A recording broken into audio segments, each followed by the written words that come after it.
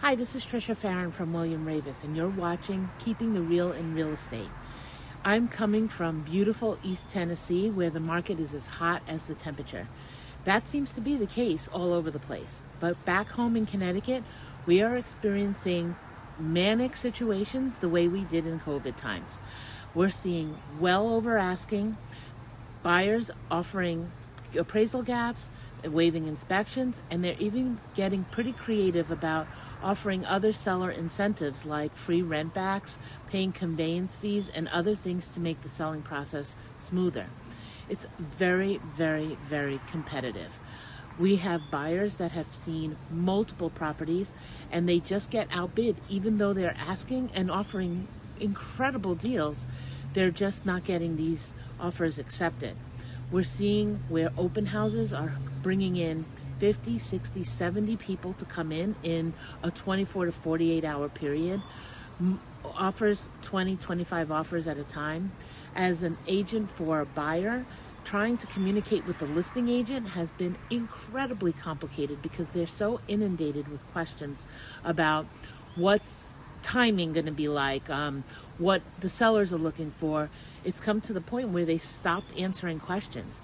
In fact, you get barely any information that your offer has even been received, which is frightening when there's a deadline.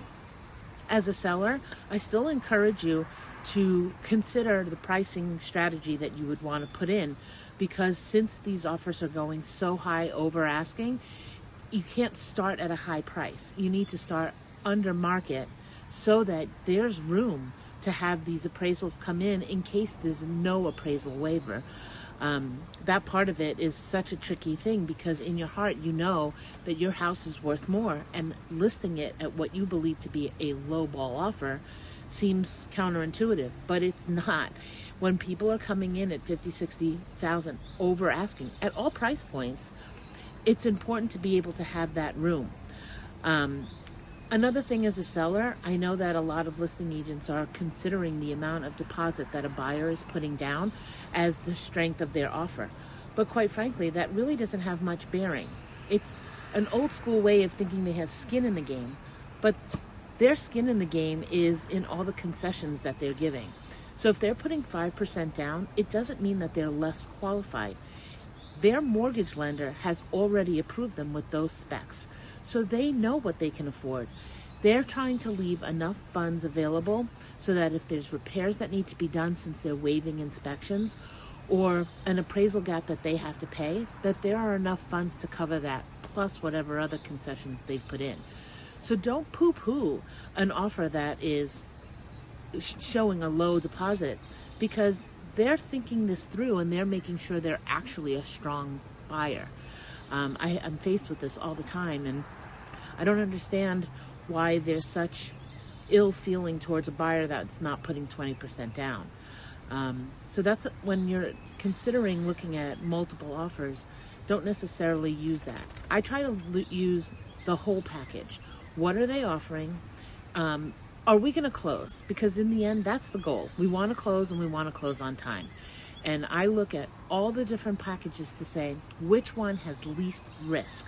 It may not be the highest offer. It's going to be the one that overall makes best sense. And as the listing agent, I take very strong consideration to all components. I even look at the lender. Is it a local lender? Are they working with something that sounds like fly-by-night? Because that could cause a problem, especially when they're coming from New York, because New York lenders, they're wonderful, but they do things differently, and it sometimes causes some hangups on the Connecticut side of things. So that's something I look for. I also look at the agent. I go back and I look at their history.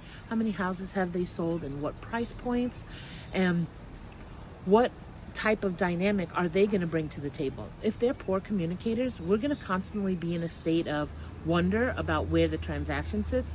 That doesn't sit well with me, and it makes it difficult with my sellers too, because then they can't plan what their next steps are. So all in all, what I'm saying is that we're looking at a very, very hot market. Spring market? Sun market, I'm calling it. The experts are saying that this is slow because of the low inventory, and come August into the fall, things are going to loosen up a little bit, and we'll have a much better 2024. I'm struggling to see how that's going to be because I just don't see the inventory catching up to the demand, especially when they're talking about interest rates coming down slightly by the end of the year. Not back to where we were at the 3s, or not even the 4s, but low 6s, maybe high 5s. That's definitely going to be enticing to buyers, and that's going to cause even more demand. And if the inventory can't catch up, I really just don't see how this is going to be a normal market where buyers and sellers can negotiate at a normal pace. I'm seeing the frenzy that we have now, maybe a little bit in a cyclical pattern, but certainly not something where people are coming to the table and spending several days to negotiate. So if you're thinking of selling your house, let's sit down, talk about what does the value look like right now, what it could potentially look up or down as the months click on, and what you would need to do to get your house ready so that you also can have 60, 70, 80 people coming through in 24 hours, 48 hours, and multiple bids so that you can get on with your life and move into your next situation. Thank you for listening, and I'll see you next time.